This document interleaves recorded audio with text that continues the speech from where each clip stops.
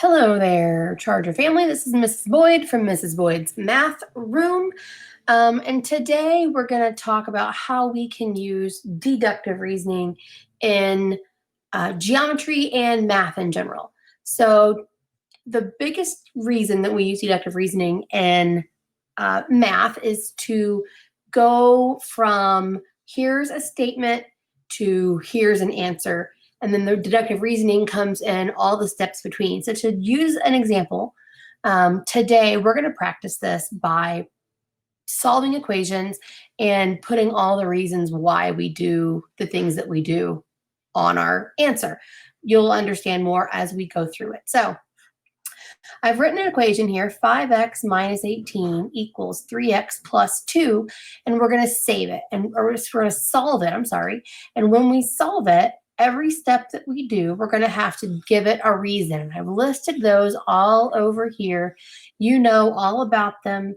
You might not know what they're called, but we use them every day in algebra.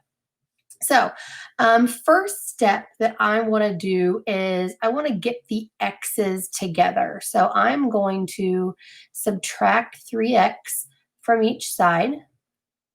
And now I want to find the property over here that says that I can do that. Well, it's the subtraction property. It says that if I subtract so the same thing from each side, then my solution is still true. So first step is the subtraction property.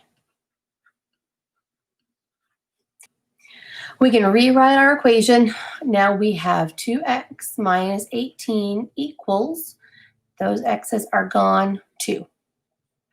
Next up, I want to do is get the constants together. So I'm going to add this 18 to each side. But before I do it, I have to name it. Much like we did the subtraction property when we used subtraction, now we're going to use the addition property where we add the same thing to each side. So this is the addition property. And we can rewrite our equation. We've got 2x, 18s are gone, equals 20. Well, we've got one more thing to do. We need to get the x alone so we can divide by 2. We need to name that property. It is called the division property, saying that if we divide the same thing on each side, our equation is still true. So this is the division property. And that is x equals 10. That gets us to our answer, and we're all done. So this is one full example of deductive reasoning.